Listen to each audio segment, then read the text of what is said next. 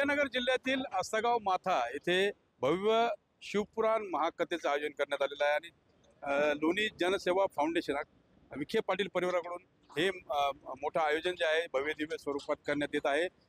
उद्यापासून या शिवकथा पुराण सोहळ्याला सुरुवात होणार आहे आणि 16 तारखेपर्यंत हा सोहळा जो आहे तो भव्य दिव्य स्वरूपात साजरा केला जाणार आहे। यामध्ये सर्वप्रथम उद्या शोभा मिरवणूक जी आहे ती पार पडणार आहे।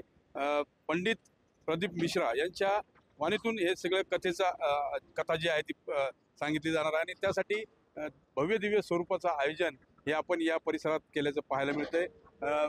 जी मूर्ती आहे भोलेनाथांची ती मोठी मूर्ती दिसून येते। तर या प्रवेशद्वाराभोवती जवळपास 12 ज्योतिर्लिंगाचा देखावा साकारण्यात आलेला आहे आणि हे मुख्य आकर्षण जे आहे ते या सोहळ्याचं आहे।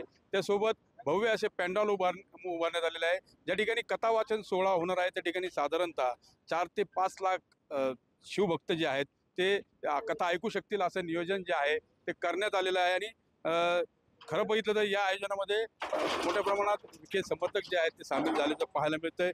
गावोगावी याचा प्रचार प्रसार देखील केला जात आहे आणि या सुंदर अशा सोहळ्याचं आयोजन केल्यानं परिसरातील महिला असतील यामध्ये कमालीचं आकर्षण जे आहे ते दिसून येते।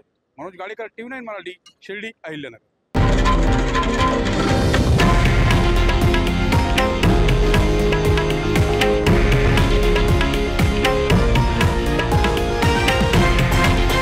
हे आहे देशातील नंबर 1 न्यूज नेटवर्क आणि आपण पाहत आहात TV9 मराठी, एकमेव।